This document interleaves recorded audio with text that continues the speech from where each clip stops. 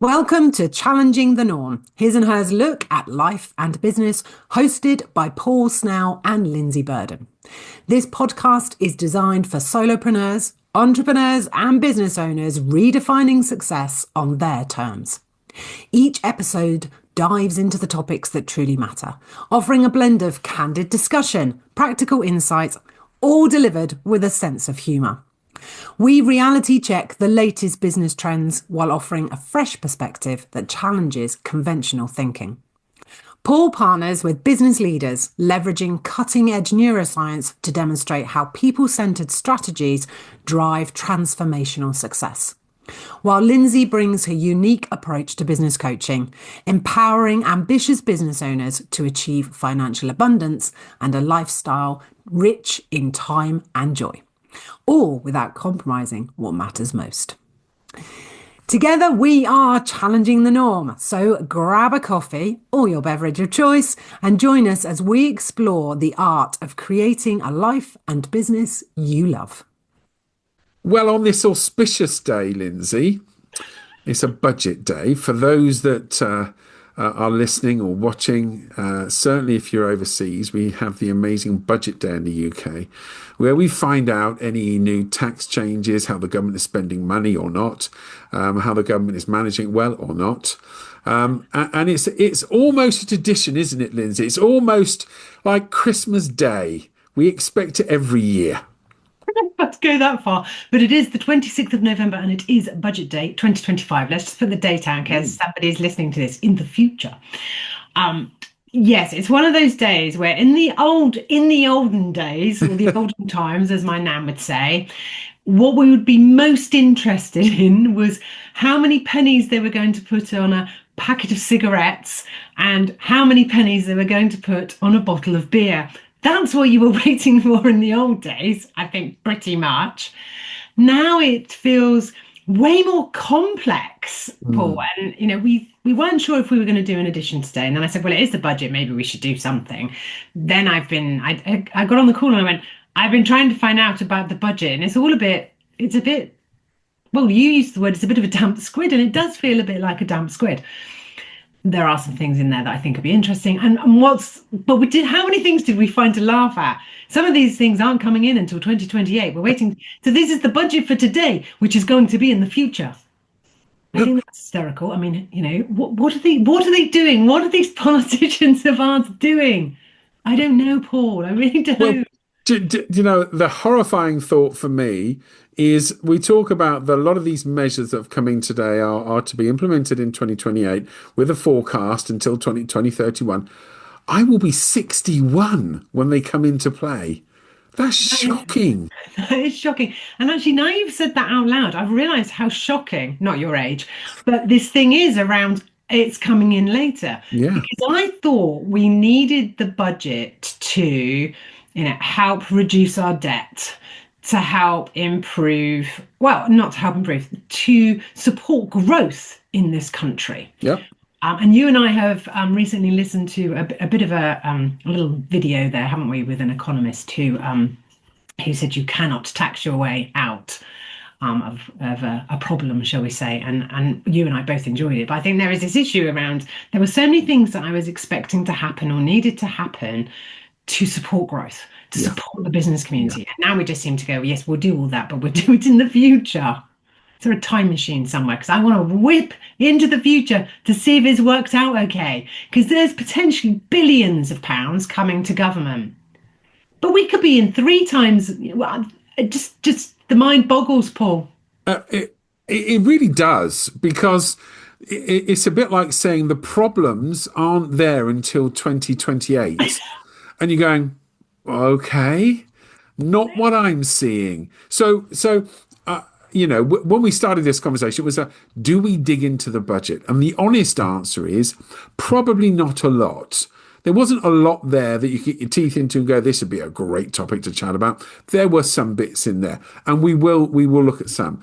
But there's a reality to this. It's that odd, perplexing view that goes, we're having a budget to fix a problem that was in the past, and we're going to fix it by planning 2 years in the future.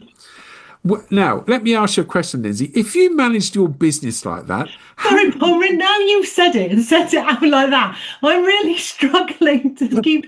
Well, I am now crying. It is that hysterical. Sorry, do continue. can you imagine if we decided to manage our business like that?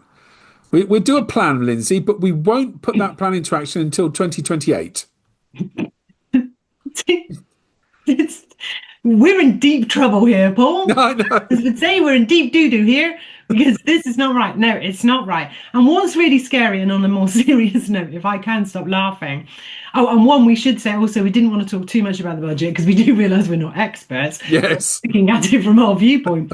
I think what's really scary, and you did mention it when we were having our little preamble, people, when I say people, business owners wait. Yeah. People, perhaps there are people out there who have not bought a house because they have waited. When we're waiting for a budget, everything sort of goes on hold. Everyone takes a breath because they don't want to take an action, because actually they don't know how the budget will impact it or not. And I think if any business owner had been waiting, right now they'd be really disappointed and really upset that they waited, because I'm not sure that the budget would have an impact. And I can't think of an example of, thinking about what we do know about the budget, I can't think of an example where businesses are going, oh yeah, I'm glad we waited because now we'll make this decision. I can't see how that would have happened. So it just proves again, doesn't it, that this waiting for a point in time, waiting for something to happen, waiting for a result is a dangerous place to be for business owners. Yeah, and you made a really good point that got me thinking. That is, and I would need to think this through, and I probably need to chinwag it with a bunch of people, but is the decision to wait for the budget simply a way of avoiding making a decision anyway? I think it is partly that. Not for everybody. No. I certainly think that for business owners who perhaps, let's look at the last however many years, it's been a tough few years, if you think about COVID, post-COVID, we've had some really tough, we've talked about this before, we've got the Ukraine war, there are a lot of things going on, Trump got elected, there's a lot going on in the world that is impacting how we feel and business, and is probably most likely, absolutely, definitely making business owners feel quite, unsure, and that impacts our decision making. So I think there are some who would be looking at these activities, these events, what's happening, and probably are holding off, stalling, doing things because it's the right thing to do because of their business type. So if you needed oil, for example, the steel industry would be quite a good example. So I think there are some industries where it makes sense to wait. I think others who have waited, particularly for this budget, have probably waited and sat up this afternoon and gone, what were we waiting for? Because actually there wasn't that much around national insurance, that would impact whether you employ, whether growth requires new members of staff for team building, etc. I do think there'd be some people who just like to wait. They just don't want to make a decision. I definitely think that. And there will also be those that waited and have gone, phew, that was the right thing to do, because now there's no problems I need to worry about. So in this odd, almost perverse way of thinking, by waiting and receiving any news that nothing, that has been no real change, we actually see that as a win. I know. And what would be interesting then is, out of those people that go, that's good, how many of them then act on their plans? Yes, that's the point. How many go, I think I'll just wait, because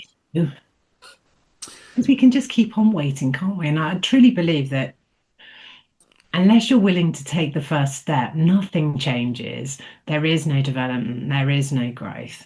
And it's a part of me, I don't know. I'd love to go in the future. I really would, so I could look back. So with the Chancellor. Yeah. What happened in 2028? I'd like to go even further into the future.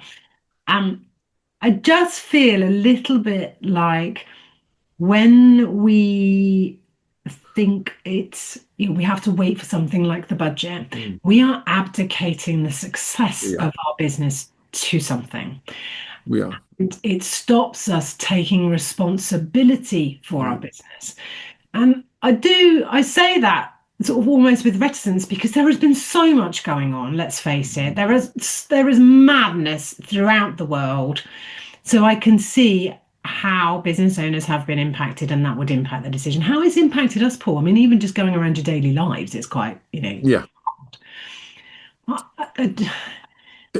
There's a failure loop that's often discussed, and that is, more often than not, we simply go, I've got a great idea, I'm going to start a business. I'm being very broad here, so not specific to anyone. I'm going to start a business. Isn't it great? This is what I'm going to do. It's fantastic. So we're going up on the circle at this point. And then we hit some buffers, and it gets a bit tough. And when it gets a bit tough, it's easy to fall into the, I don't want to make any big decisions, because one of those big decisions is wrong and I'm in trouble. Yeah. And then the next part goes, because of that, it wasn't my fault that I'm in this place.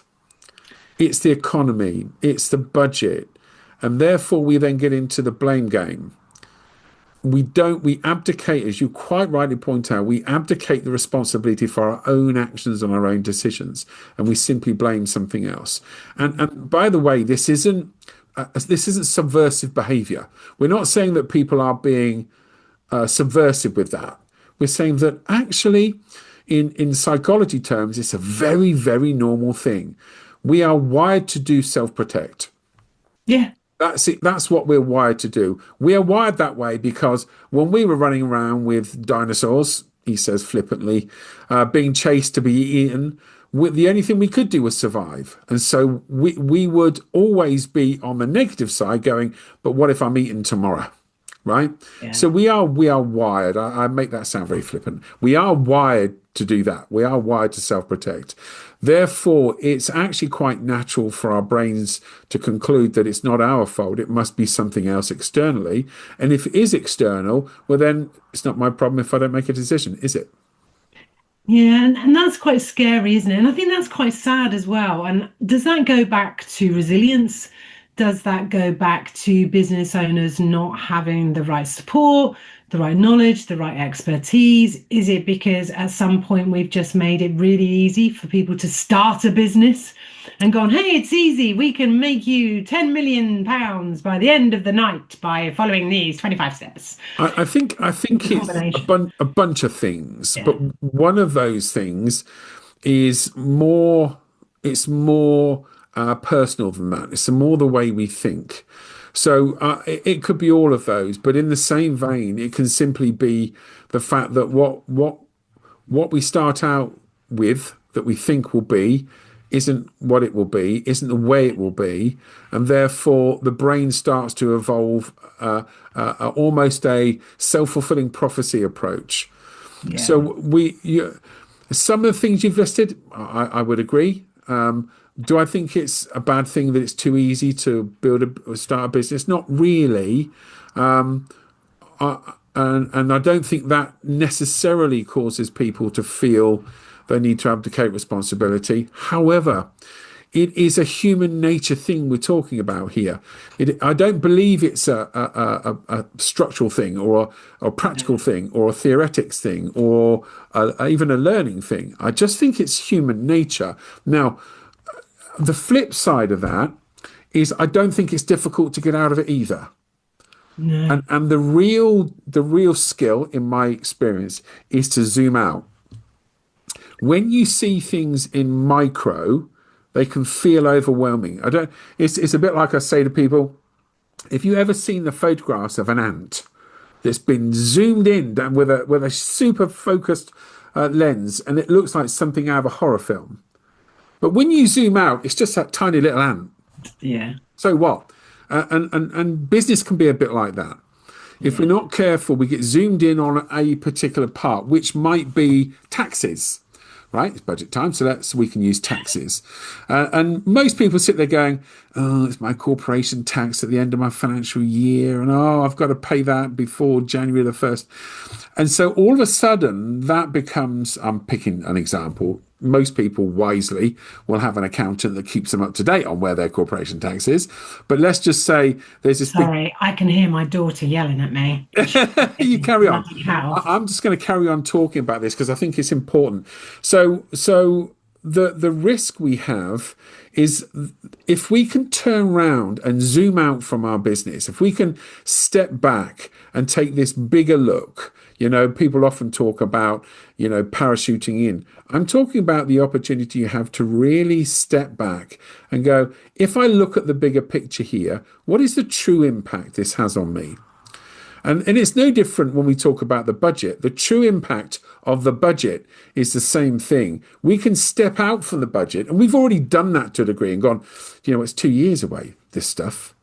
It's 2 years. You can start and sell a business in 2 years in the world of tech these days. So I think the flip side of micro focus on how it feels in some of these areas, particularly finance, that's always one. If we can zoom out and go, hang on a second, big picture here. You and I touched on something in the preamble. We're talking about investments and going, a long-term investment is always a good thing. Yeah. That's quite a confident statement, but you're right. And that's a zoom out look. You step back and go, yeah, do you know what? If my pension, whatever the investment is, isn't doing so well this year, I've got to take a long-term view. Same with business. Yeah, and they talk about that, don't they, with investments. I do hope you keep that in because that was hysterical. And you kept going, Paul, like a professional, while I ran downstairs. Had to let a small person in because I thought I'd left the doors unlocked, hadn't locked them out. But I wanted to pick this bit up about tax that you were talking about before I dashed out the door. I think it's a great example. I love paying tax, Paul, because if I pay tax, I've earned money. Yeah. And that goes back to this view. It's perspective, it's how you view it. And sometimes we have to take a longer view. Yes. Not sure about putting things in place to save us now in 2028, how that looks. But yeah, there is this need, isn't there, for this longer term view. And I think tax is a really good example of where actually get excited about paying it, I would say. It's a mindset thing, isn't it? It is. Yeah. But don't you think that's business in its entirety? 100%. It is about mindset. Yeah. I think often that's where it's almost like our fallback for any of these sessions. But it's so true that actually how you perceive things, how your own resilience, your ability to go, do you know what, I know that's happening, but I'm going to carry on, stay in your lane. It all comes down to mindset. It really does. And when we talk about resilience doesn't have to be I'm thick-skinned. Resilience can be that process of zooming out. If all you did was sit there and go, right, I am feeling anxious about the budget, just because we've got on budget day. If you zoom out with that thought, I can promise you it will change how you feel. Yeah. While you're zoomed in, and I've got a good friend who's an electric car driver, loves them. And he knew there might be something coming up in this budget, and of course there is, and it's a big headlines. EV drivers are going to get hit, and then you look at it and go, they're going to get hit. Now, with all the will in the world, what that means is EV drivers will start paying a tiny proportion of duty that petrol car drivers pay. Yeah. So actually, by zooming out and going, what does that really mean to me? If I drive 10,000 miles a year in an electric car now, it's going to cost me round about £200 a year. Yeah. Okay, then. What's that? Filling your car up twice with petrol. So it's a zoom out concept. I'm not belittling. I'm not saying that there won't be times when things are a worry and they're a valid worry. Every business had those challenges. But what I would like people to do is try and zoom out at any point when you're feeling anxious. Do that first. If that doesn't help, if that doesn't change your feelings, then maybe you need to go and get some help somewhere. Yeah, it's plenty available, for goodness sake. So I do want to make that point because you're absolutely right. So much of this will be mindset, and all too often the detail is the challenge. Yes. Now we have to know detail. Detail is part of the day-to-day. We take the next step. We keep focused. All of that's correct. But if we allow the detail to determine how we feel, that's when we're at risk. Yeah, it's such a great. I'm so glad the budget was today, and I'm so glad we decided to talk about this. I think what we're saying and what we're coming back to, Paul, is it's never as bad as it seems. Yes. And by zooming out on any problem or challenge, you'll start to see it from a different viewpoint. Yes. So it becomes easier to see one, I guess, how it could or could not impact you and what the solutions might be. And alongside that, we're saying, and if it still feels challenging, get help, because there's lots of help out there. And that works in business and in life. And when we started the conversation earlier, I think the other thing we wanted to get across was don't wait. Yes. Don't wait this, that, or the other. Yeah. And I think the type of business owners probably that we work with wouldn't necessarily wait for a budget unless there was something that, national insurance. If you had a lot of employees, national insurance might be something I get that. Interesting. And it could be the difference between growth and taking on another 100 employees and not doing that at all. So I think there are some things, but most of us don't need to wait for the budget or anything else to happen. And I think the challenge, and we haven't really touched on it, but we did in the preamble, the media is really, really good at feeding us those things that breed fear. They breed anxiety.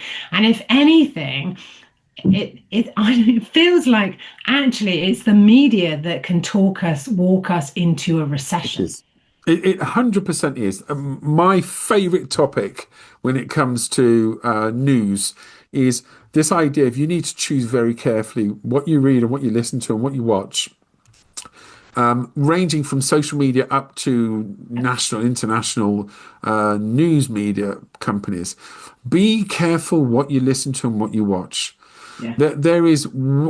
We have to remember that the objective of these businesses is for you to buy it.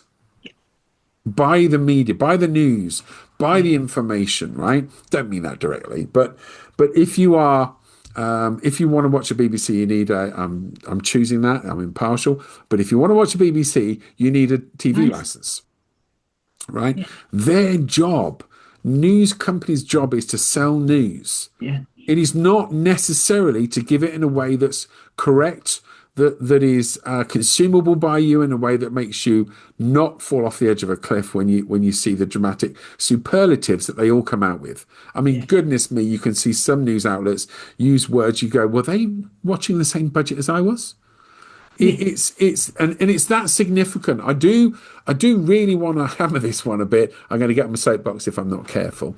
This thing, we were discussing the fact that oddly, and I don't even know if it was good or done well, the government managed to go through a process of leaking stuff over the past week. And today we hear that, the OBR managed to release the budget before the budget was announced an hour before on their website.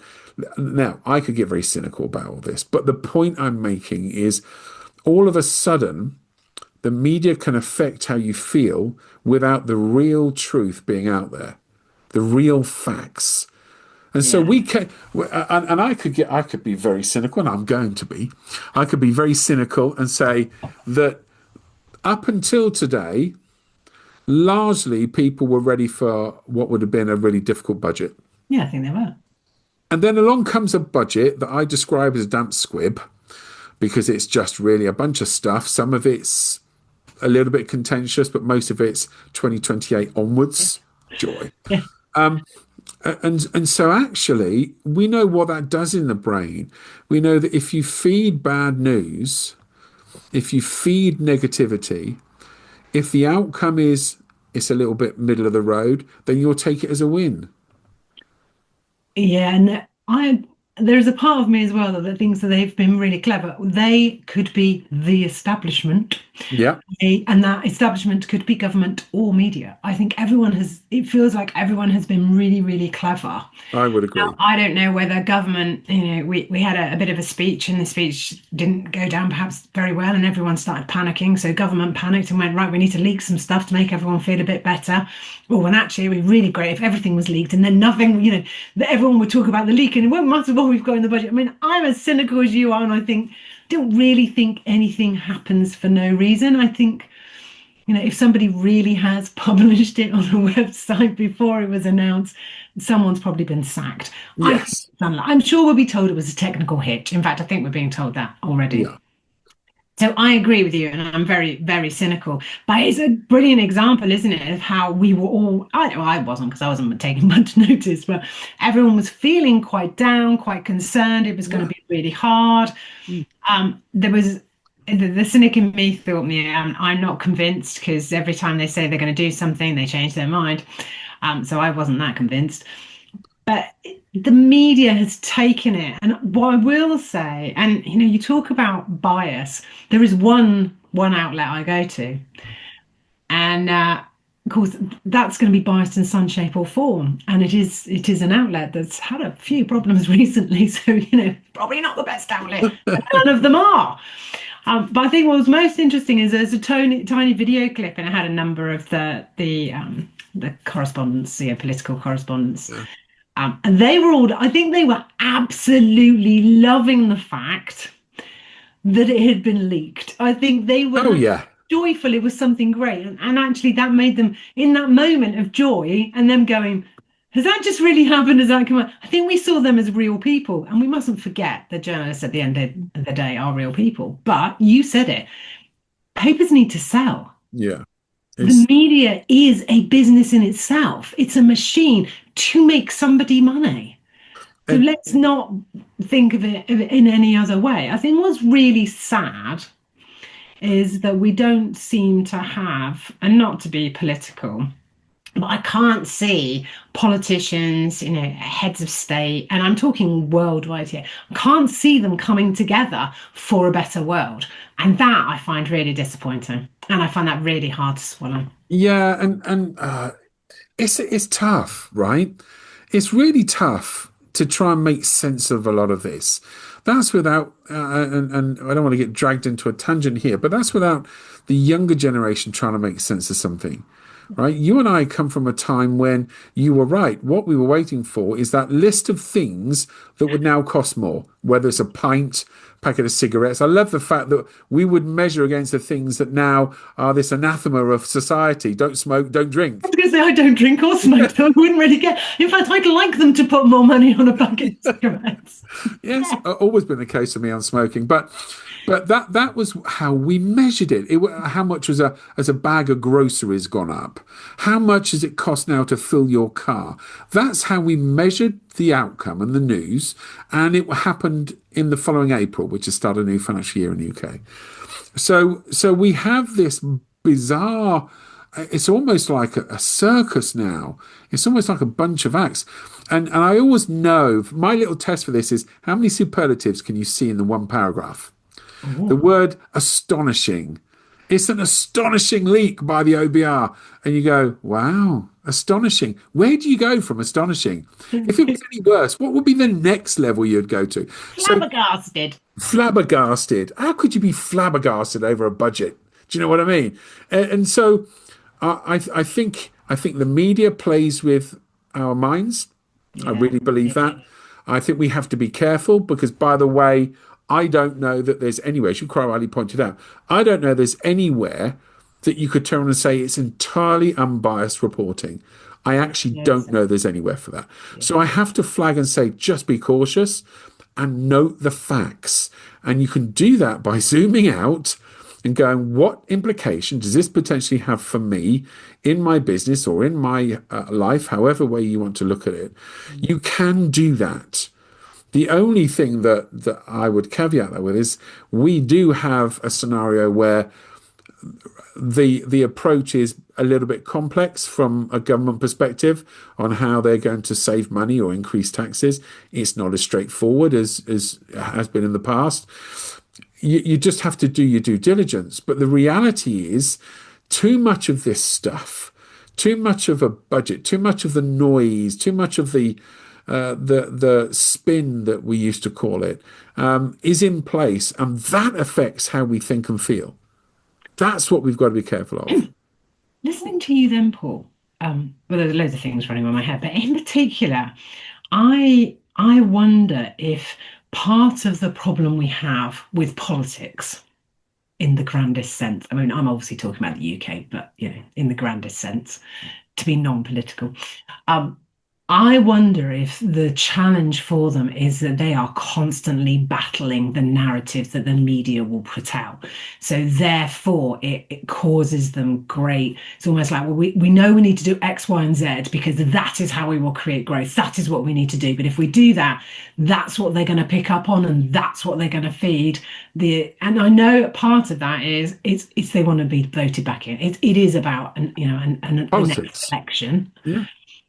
However, I wonder if that is also part of the problem that they have around what they put out next. Because I think the one thing we can say quite safely with this government is they'll say they'll do one thing and they talk about it, and then a load of people said, oh no, you can't do that. That would upset the old people. Oh, can't upset the old people, which I consider myself old. You can't do that because that's, about, to say it just goes on and on and on. It does. They have just kept going. We're going to do this. Oh, no, we're not. You're not going to have your £300 warmer fuel allowance. Oh, yes, you are. Because no one liked that idea. It's like they can't stick to anything.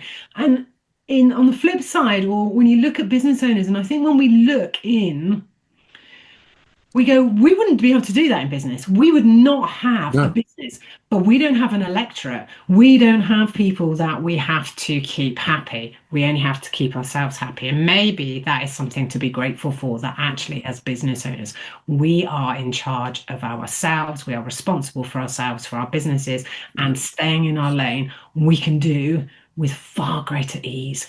And we can do it even with more ease if we just tune out what's going on around us. That's the key. That is the key. We need to tune out from the noise. We need to recognize what's important and tune out from the rest. And I say that as though, that's really easy to do, isn't it, Paul? Sometimes it's not quite that easy, but it is always doable. It's no different to anything else in business, right? If it were easy, everyone would do it and everyone would be millionaires. Come on. So it's not always easy, but it is doable, and it is often uncomplicated. What complicates it is all the noise. I think tuning out the noise is easier. It's just a choice. You tune it out. And there is, I've heard people say, I really need to be keeping abreast of things. Well, so do I. It's why I have an app. I spin through, have a look at it and go, okay, I've got a vague idea what's going on. It's all fine. I don't need to know any more than that. The highlights are enough for me to have a good understanding of what's going on in the world. I don't need to have any more. But I do think it's a bit of a choice that we make. My mum will come round, and I know we've talked about my mum before. She'll come round and say, oh, have you seen this? Isn't it terrible? Get off Facebook. In the algorithm that you love that information because it's just feeding you more. Get off it. And I think that's what we see, and that's how gossip starts now. So and so said so and so, and off it goes around the village. But I think we can make it harder than it needs to be. When somebody is sitting there scrolling through social media, there is a high chance you're being fed exactly what you don't want to see. Oh yes. And we know that to be true. So I believe that tuning out the noise is easier. I think there is a difference between understanding what's going on, and you might have to have a greater understanding than the next person because of your business. So if you had a lot of employees, for example, so then you do need to know what's going on with employment law and all of that comes with it. But for most of us, we can tune a lot of it out, and it's okay. Our world will not stop spinning if we tune it out. If we just stay in our lane and keep making great decisions for our businesses, trying things, failing at things, giving things a go, seeing what comes out the other side. And if we keep moving forward, I think that's okay. I think it is. And again, I could chat forever. And I'm looking at the time thinking, goodness me, where's that all gone? But so let's just quickly summarize. I think the big message is we do need to learn how to tune out. And you're right, it's a decision, but it is also something that if someone has become really entrenched in being fed information, switching that off can take a bit of effort. Yes, but it it's will. perfectly doable, right? It is. I think the other thing is let's remember, as you quite rightly say, stay in your lane. Careful you don't get pulled out of your lane Yeah. with stuff that you don't need to be pulled out of, right? Stay in control of what you can control. And I think the last bit in this is very much, if ever the detail starts to make you feel anxious, zoom out a bit.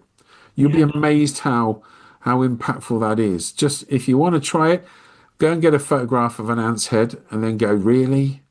Yeah. Because if I zoom out, that's that tiny little insect. But if you look up close, it's something out of a horror film. It works. The zoom out thing works. I'm not advocating you take your foot off and don't look at the detail. I'm saying if that knotted anxiety feeling in your stomach is there, zooming out, I promise you, will begin to deal with that.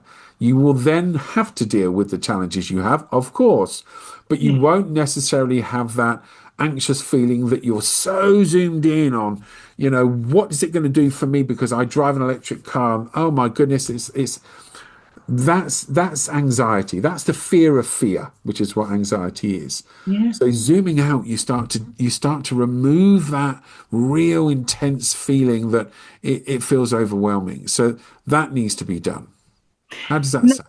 I love the zooming out because it gives you a different perspective, doesn't it? Yeah. Electric cars is a really good example because I think if you could zoom out just for a minute, I think actually just people are really annoyed because some of them thought they were doing something good for the planet while also saving some money, and now it's not saving them some money. So if you can go, do you know what? That's why I'm annoyed.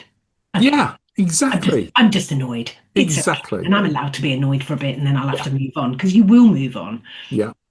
I think it's been a really fascinating. I'm so glad that we still decided to go ahead and do something and talk about the budget. Because one, it shows that we have got our finger on the pulse, loosely on the pulse. Loosely. I think you are an absolute star. I love, and please don't chop it out. I love that you carried on talking while I had to run like a lunatic to let child in, and I could still hear you talking. So I could still hear it going. So it was perfect. Well, if you're watching it, you would have seen that happen. If you're listening to it, it would have been seamless. Never would have known. But I do think we need to mention it because some people do watch. But I think today just proves again to me, stay in your lane, get rid of the noise that doesn't make any difference to you. And quite often it's not as bad as you think. No, not at all. What a great episode. Perfect. Until next time, Lindsay, we'll sign off at that point. Thank you, Paul. See you soon.